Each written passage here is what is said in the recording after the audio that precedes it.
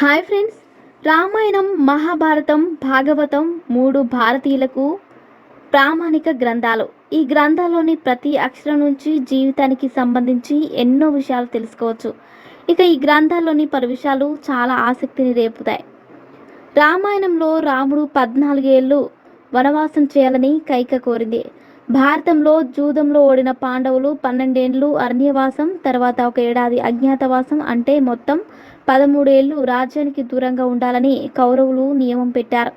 శ్రీరామునికి పట్టాభిషేకం జరగాల్సి ఉండగా ఆ సమయంలో దశరథుని భార్య కైకేయి కోరకూడని వరం కోరింది. అందుకే శ్రీరాముడు 14 ఏళ్ళు వనవాసం చేయాల్సి వచ్చింది. అయితే కైకేయి అలా కోరడం వెనుక కారణం మందర.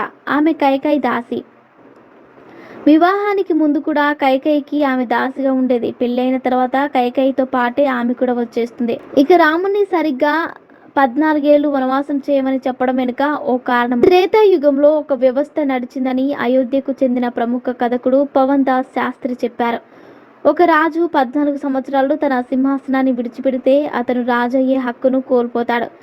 కైకేయి ముడి కోసం 14 సంవత్సరాల వనవాసం కోరడానికి బహుశా ఇదే కారణం కావచ్చు. మహాభారతంలో మొత్తంగా పాండవులు 13 సంవత్సరాలు అజ్ఞాతవాసంలో ఉన్నారు.